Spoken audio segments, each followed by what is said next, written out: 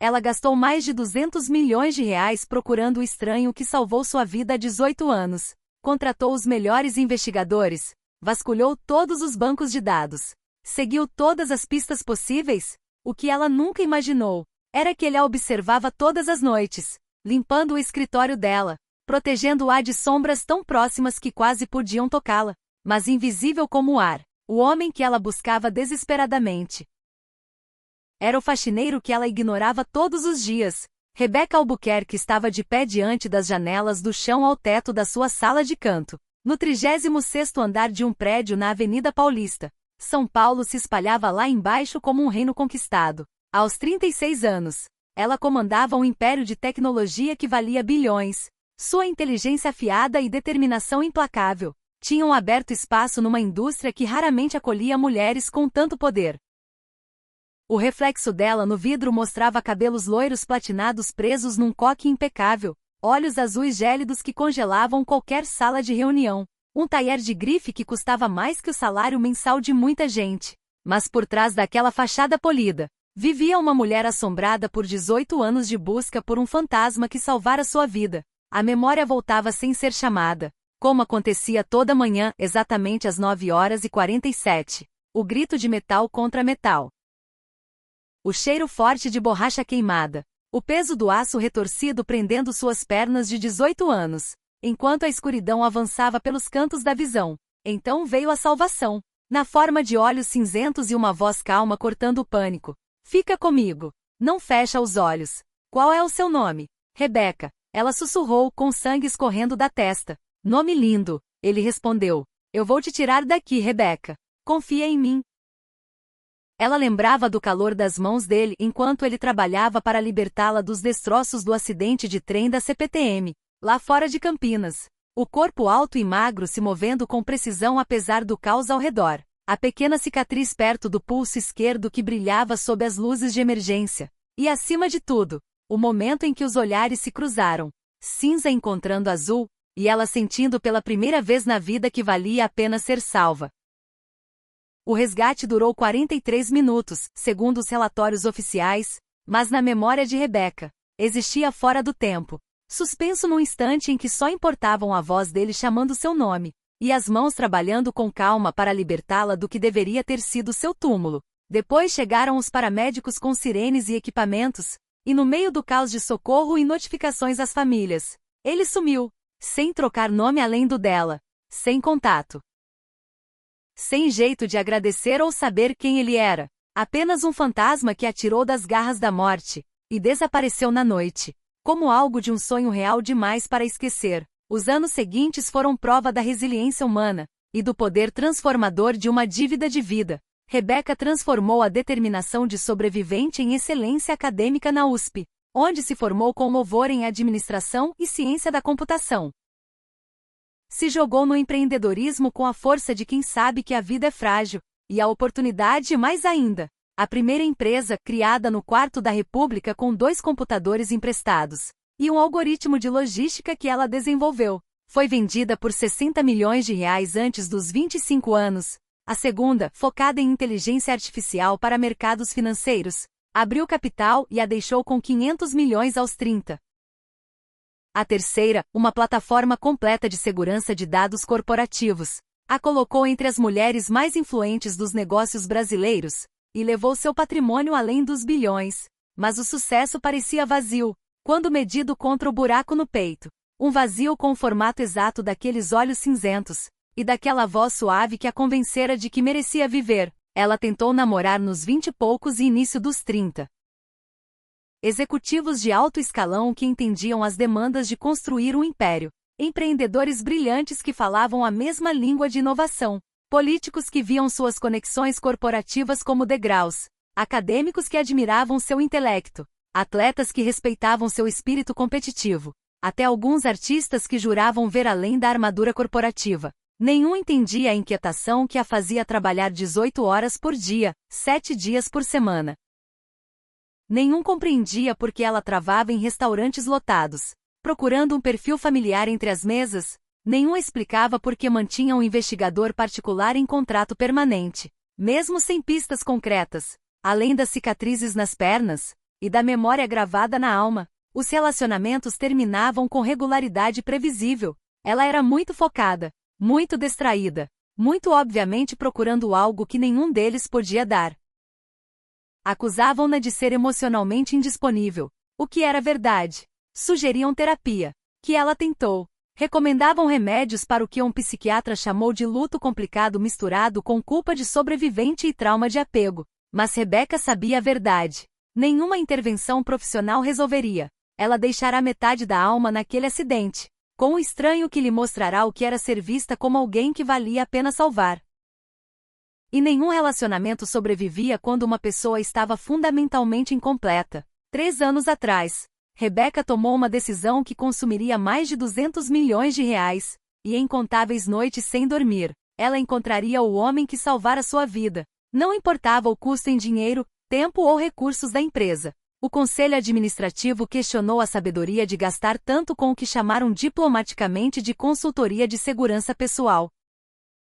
Mas o controle acionário dela tornava as objeções apenas sugestões. Tomás Ferreira, ex-polícia federal com currículo que custava 7 dígitos anuais à empresa, montou a equipe de investigação privada mais sofisticada já usada para um caso de pessoa desaparecida. Sua experiência na PF lhe ensinara que encontrar gente exigia paciência, recursos e método, mas não o preparara para procurar alguém que talvez não quisesse ser encontrado. A equipe de Tomás ampliou os parâmetros, acessou bancos de dados militares de todo o Sudeste, obteve registros de emergências de São Paulo, Minas, Rio, cruzou todas as operações de resgate num raio de 80 quilômetros do acidente de Campinas. Contrataram linguistas para analisar o sotaque que Rebeca lembrava, psicólogos para montar perfis de personalidade. Usaram reconhecimento facial em centenas de milhares de fotos de carteiras de motorista, arquivos militares, anuários. Entrevistaram todos os socorristas registrados no local. Mostraram retratos falados a enfermeiros e bombeiros aposentados. Mas com o passar dos meses e anos, e o orçamento subindo, Tomás começou a perceber resistências que sugeriam que o alvo não era apenas difícil, ele estava ativamente se escondendo. Leis de proteção a veteranos criavam barreiras que dinheiro não quebrava, arquivos sigilosos, acordos de confidencialidade. Quando tentavam acessar certos bancos, encontravam bloqueios digitais que sugeriam alguém com acesso governamental monitorando. Mais preocupante, a equipe começou a detectar contravisual profissional. Sinais sutis de que estavam sendo seguidos, comunicados possivelmente interceptados. Tomás reconhecia técnicas de inteligência, o tipo de segurança operacional que indicava habilidades muito além de socorrista comum. A virada veio não por meios digitais, mas por inteligência humana. Um bombeiro aposentado de Campinas lembrou de um socorrista não oficial no acidente. Um rapaz de uniforme militar que apareceu sem ser chamado. Trabalhou horas com as equipes oficiais e sumiu antes dos relatórios. Descreveu-o como alto, magro, olhos cinzentos. Calma de quem tinha treinamento pesado. Trabalhou com método nos destroços, focado especialmente no vagão onde Rebeca estava presa. E recusou dar nome ou unidade quando perguntado. Esse único testemunho foi a primeira prova concreta de que o Salvador existiu, mas também levantou perguntas.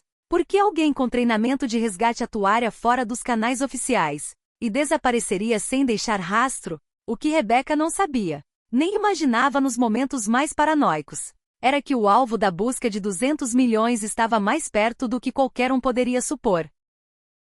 Mais perto que a rede de vigilância de Tomás detectara. Mais perto que a rotina diária dela permitiria acreditar. Marcos Oliveira, embora não usasse esse nome há mais de 7 anos, empurrava o carrinho de limpeza pelo corredor de mármore da Torre Albuquerque. Exatamente às 23h30 toda noite, movimentos econômicos e precisos. Para qualquer observador casual, ele era exatamente o que o uniforme e o crachá sugeriam. Um faxineiro noturno contratado pela empresa de facilities para manter os escritórios onde os poderosos moldavam a economia global. Mas a aparência. Marcos aprenderá em 15 anos de operações cobertas em 3 continentes. Era a camuflagem mais eficaz para quem sabia manipular percepção. Aos 38 anos, Marcos se movia com a graça controlada de quem navegou territórios hostis, onde um passo errado significava captura, tortura ou morte. Seus olhos cinzentos, cor de tempestade no mar, avaliavam continuamente linhas de visão, saídas, ameaças potenciais, com a precisão automática de quem teve o sistema nervoso reconfigurado pelo combate. Sua missão atual durava 3 anos, 4 meses e 16 dias. Não o trabalho de limpeza, que era apenas cobertura, mas a missão real, garantir que Rebecca Albuquerque continuasse viva, para construir o império que, sem saber, o empregava como guardião invisível. A ironia não escapava a Marcos. A mulher que ele protegia com distanciamento profissional e precisão tática era a mesma jovem de 18 anos que ele tirara dos destroços, durante o que deveria ter sido um treinamento de rotina com o exército brasileiro. Há 18 anos, cada detalhe daquela noite permanecia vívido, com a clareza cristalina que o trauma reserva para momentos que mudam tudo. Ele tinha 20 anos. Voltando de um fim de semana de treinamento de resgate urbano, quando as frequências de emergência avisaram do descarrilamento da CPTM, embora não fosse oficialmente chamado, parar para ajudar foi automático como respirar. A cena era o caos puro, vagões virados, sistemas elétricos faiscando na escuridão, combustível vazando, e gritos de passageiros presos ecoando na noite. Os socorristas ainda estavam a caminho, deixando apenas alguns motoristas que pararam em Marcos como ajuda inicial. Ele trabalhou sistematicamente, priorizando vítimas por gravidade e dificuldade de extração, mas quando chegou ao terceiro vagão, algo mudou na precisão matemática das operações. A garota presa sob o metal retorcido olhou para ele com olhos azuis cheios de medo, mas também de confiança, e quando sussurrou o nome, Rebecca, algo mudou na compreensão dele sobre o que significava salvar uma vida. Ela contou que estudava administração, que queria construir algo importante um dia, que acreditava que as pessoas podiam fazer coisas incríveis quando escolhiam ajudar em vez de competir. Fez ele prometer lembrar do nome dela, e enquanto trabalhava para libertar as pernas dela, Marcos percebeu que estava vivendo algo que o treinamento militar não preparara. Reconhecer que algumas pessoas valiam a pena morrer para proteger. A extração levou 43 minutos de trabalho cuidadoso com ferramentas improvisadas. Marcos falou o tempo todo, mantendo Rebecca consciente e calma, enquanto calculava ângulos e alavancas. Quando os paramédicos chegaram, ele recuou para as sombras, e viu eles a levarem para a ambulância. Não pretendia desaparecer, planejava visitar no hospital, talvez contar que fora ele. Mas a investigação federal que veio depois mudou tudo. Quando a família de Rebecca a transferiu para uma clínica particular, investigadores queriam saber por que um soldado em treinamento estava primeiro no local do acidente envolvendo a filha de um grande empresário da defesa. Sugeriram que o timing era suspeito, que talvez não fosse coincidência. A investigação durou 8 meses, e concluiu que Marcos era exatamente o que parecia. Um jovem soldado que parou para ajudar porque era isso que soldados faziam. Mas a experiência ensinou que boas intenções podiam ser mal interpretadas por gente com poder e paranoia. Também mostrou que a família de Rebecca vivia em círculos onde até bondade era vista com suspeita. Então Marcos se alistou de vez, e passou a década seguinte provando lealdade em lugares onde heroísmo era medido sem burocracia. Primeiro no Haiti, com missões de paz. Depois em operações especiais na Amazônia contra garimpo ilegal. Por fim em contratos internacionais onde salvar vidas às vezes exigia tirar vidas, e a complexidade moral era luxo que o combate não permitia. O serviço militar o mudou de formas que tornavam a vida civil impossível. A hipervigilância não desligava. A avaliação psicológica antes da reserva o chamou de funcionalmente estável mas emocionalmente compartimentado.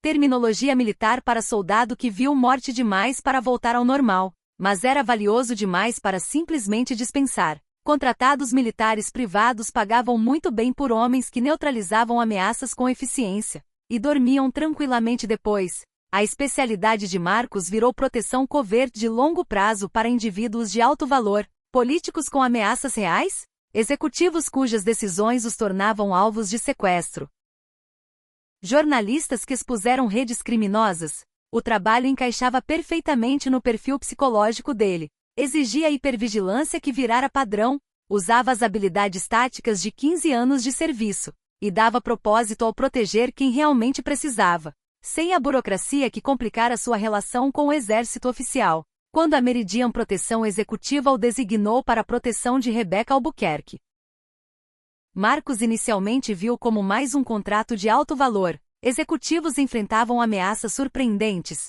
espionagem industrial, tentativas de takeover hostil com intimidação, ex-funcionários ressentidos. Mas ao ver o nome dela no arquivo, percebeu que o destino o colocará para terminar o que começara 18 anos antes. A jovem de 18 anos que sussurrara o nome no escuro, virara uma mulher que comandava bilhões. Mas enfrentava perigos que segurança convencional não resolvia. O conselho dela contratara a Meridian porque 3 incidentes no último ano convenceram que precisavam de algo mais pesado. Um ex-funcionário demitido por desvio fora preso do lado de fora do apartamento dela com arma e anotações da rotina. Uma rede de espionagem ligada a governos estrangeiros tentará infiltrar a equipe pessoal. E uma tentativa de takeover incluiu ameaças anônimas e violações de segurança para mostrar vulnerabilidade. Por 3 anos, Marcos manteve invisibilidade operacional perfeita, garantindo que a rotina de Rebecca fosse segura, o prédio protegido, e a vida dela blindada de ameaças que ela nunca saberia. O trabalho de faxina dava cobertura ideal. Funcionários de limpeza tinham acesso a tudo, trabalhavam em horários vazios e eram essencialmente invisíveis para os executivos. As situações mais críticas foram sutis mas potencialmente letais. Um técnico de manutenção com credenciais falsas instalando equipamentos de escuta. Uma assistente administrativa com conexões criminosas não detectadas. Um motoboy cujos padrões de entrega sugeriam coordenação com vigilância hostil. Marcos neutralizou cada ameaça em silêncio, profissionalmente e permanentemente. O técnico sofreu um acidente no poço do elevador. A assistente pediu demissão após uma proposta irrecusável de uma empresa fantasma. O motoboy foi preso pela PF em outra operação, mas o maior desafio foi a própria Rebecca. Sua determinação em encontrar o homem que a salvara. A busca de 200 milhões era uma ameaça crescente à segurança operacional. Cada investigador contratado era uma possível brecha. Cada consulta em banco de dados aumentava o risco de inimigos explorarem vulnerabilidades dela. Cada entrevista criava oportunidades para os X aprenderem sobre o passado e presente dela. Mais perigoso, a busca atraía a atenção de organizações que lucravam com obsessões pessoais de alvos valiosos, redes de inteligência corporativa, serviços de inteligência estrangeiros, grupos de crime organizado. Todos viam a obsessão dela como ponto de pressão perfeito. O contato de Marcos na Meridian foi ficando mais explícito: manter cobertura, neutralizar a investigação, ou encerrar a missão por qualquer meio necessário. No jargão dos contratados, encerrar missão significava eliminar o cliente se a proteção virasse risco. Mas Marcos não conseguia ver Rebecca como apenas mais um alvo inconveniente. A garota que confiara nele para salvar sua vida virara uma mulher cuja lealdade em procurá-lo revelava o tipo de caráter que o fizera sentir que salvá-la fora o mais importante que já fizera. A decisão de se revelar foi tática. Embora admitisse para si mesmo que a linha entre tática e emoção estava borrada, a busca dela acelerava para descobertas que comprometeriam não só a identidade dele, mas toda a operação de proteção que a mantivera viva por 3 anos. Melhor controlar a revelação do que deixar inimigos usarem contra os dois. 18 meses antes, Marcos detectara os primeiros sinais de que a investigação dela estava sendo monitorada por capacidades governamentais. Consultas que disparavam alertas, transações financeiras em listas de vigilância, interceptações sugerindo que serviços estrangeiros desenvolviam pacotes de chantagem. O encontro no elevador foi orquestrado com semanas de preparação. Marcos identificou o melhor horário, calculou estratégias de conversa. Preparou contingências? Quando Rebecca entrou no elevador naquela terça às 7h23, estava entrando num ambiente controlado. A troca foi breve mas calibrada. Marcos deixou detalhes selecionados sobre o passado militar, resgates, experiência em emergências nacionais. Viu o reconhecimento passar pelo rosto dela, mas também monitorou reações para ver se ela entendia os perigos de continuar. Quando ela perguntou o nome, Marcos deu a identidade que usava há 7 anos. Eduardo Borges. Emprestada de um soldado que morrera em missão na Amazônia. A investigação do nome Eduardo Borges desencadeou exatamente o que Marcos esperava e temia. A equipe de Tomás descobriu em horas que era identidade falsa de nível profissional. Quando tentaram localizar Marcos para interrogatório, encontraram o apartamento vazio com precisão militar. Sem impressões, DNA, nada. A revelação de que o alvo sumira no momento em que Rebeca começou a perguntar, forçou-a a encarar uma verdade desconfortável sobre a natureza da relação deles? O homem por quem gastara 200 milhões, estivera jogando um jogo complexo cujas regras ela não entendia, cujas apostas ela não calculava, e cujo resultado podia decidir se ela viveria ou morreria. A mensagem que a convocou para a garagem veio de um celular comprado à vista, ativado com documentos falsos, usado para uma única comunicação antes de ser destruído. Garagem subterrânea nível B3, vaga 247. Venha sozinha. Precisamos conversar. Rebeca o encontrou esperando ao lado de um sedã escuro com placa que nenhuma busca encontraria. O homem que ela conhecera como Eduardo Borges parecia diferente de roupa civil, mais jovem, mais acessível. Mas a postura e o modo como os olhos varriam o ambiente revelavam a hipervigilância de quem espera violência a qualquer momento. Obrigado por vir. Ele disse simplesmente. Obrigada por finalmente me dar a escolha. Rebeca respondeu. Embora soubesse que a escolha era ilusória. Estava sozinha numa garagem subterrânea com um homem capaz de desaparecer quando quisesse, cuja identidade real permanecia desconhecida. E cujas motivações podiam incluir silenciá-la para sempre. O que veio depois foi uma conversa que redefiniu tudo o que Rebeca achava saber sobre os últimos 18 anos da vida dela. O homem que se apresentava como Eduardo Borges começou revelando o nome verdadeiro, Marcos Oliveira. Embora até isso pudesse ser outra camada de identidade para protegê-la. Marcos explicou que era contratado privado especializado em proteção covert para indivíduos de altíssimo risco. A Meridian fora contratada pelo conselho dela 3 anos antes porque inteligência corporativa identificara ameaças que exigiam contramedidas de nível militar. Quando viu o nome dela na lista de clientes, Marcos pediu a missão pessoalmente. A jovem de 18 anos que sussurrara o nome no escuro, cresceram para uma mulher que comandava bilhões, mas enfrentava perigos que proteção convencional não resolvia. O conselho entendia que a morte ou incapacitação dela desencadearia colapso nas ações, tentativas de takeover, e implicações até de segurança nacional pelos contratos da empresa com o governo. Por 3 anos, Marcos a protegerá enquanto ela, sem saber, o procurava, criando um paradoxo que nenhum dos dois entenderá até aquele momento na garagem. A caçada de 200 milhões fora monitorada por partes hostis que transformavam obsessões pessoais em alavancagem. Mas também fora o catalisador involuntário para a proteção que provavelmente salvara a vida dela dezenas de vezes. Redes de inteligência corporativa, serviços estrangeiros, crime organizado. Todos viram a busca como evidência de instabilidade emocional explorável. Mas Marcos revelou algo que mudou todo o contexto.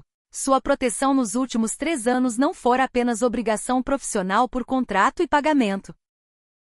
A garota assustada que confiara nele na hora mais escura, virara a missão mais importante da carreira dele, não por dinheiro ou promoção, mas porque tirá-la daquele trem fora a coisa mais significativa que já fizera, e perdê-la para as consequências da busca por ele seria como falhar na missão mais importante da vida. A escolha que Marcos ofereceu foi clara e imediata. Sumir juntos enquanto seus antigos contatos neutralizavam as ameaças ativadas pela busca dela. Ou voltar à vida normal enquanto ele fazia a limpeza, sabendo que nunca mais se viriam. 6 meses de invisibilidade total. 6 meses off-grid enquanto equipes especializadas eliminavam toda pessoa e organização que flagrede a busca dela como oportunidade. O preço da obsessão dela fora maior que os 200 milhões gastos. Colocará os dois em perigo imediato de partes que viam conexões pessoais como fraquezas a explorar, mas a revelação também expôs algo inesperado. A conexão que começara nos destroços e na escuridão 18 anos antes. Sobreviver à decepção, às mentiras, à distância profissional que ele mantivera. Ali nas sombras da garagem subterrânea. Cercados por concreto e aço que lembravam os dois de onde tudo começara. Eles reconheceram que o que existia entre eles transcendia gratidão, obrigação ou até amor convencional. Marcos oferecia a mesma escolha de 18 anos atrás. Confiar nele completamente com a vida.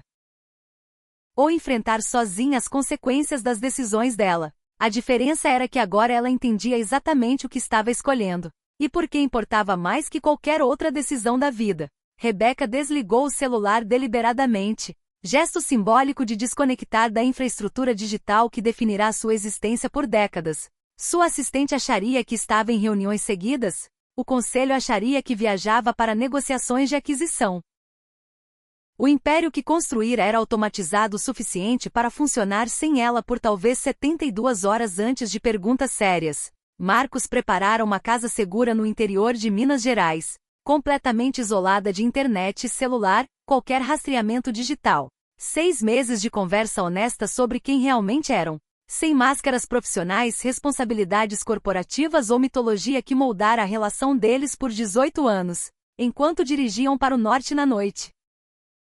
Em direção a um futuro incerto, Rebeca sentiu algo que não sentia desde os 18 anos. A sensação de estar exatamente onde precisava estar, não pelo que possuía, controlava ou conquistara, mas por quem escolhia confiar com a verdade sobre si mesma. O homem ao lado não era o herói salvador da imaginação dela. Marcos Oliveira era alguém que passará 15 anos em lugares onde violência era a linguagem principal, trabalhando para organizações que pagavam fortunas por resultados sem perguntas, protegendo-a por 3 anos não por dever profissional, mas porque tirá-la daquele trem fora o ato mais significativo da vida dele, e perdê-la agora seria como falhar na missão mais importante. Rebeca construíra um império enquanto buscava a redenção na forma de uma figura mítica. O que encontrou foi algo muito mais valioso, e infinitamente mais perigoso.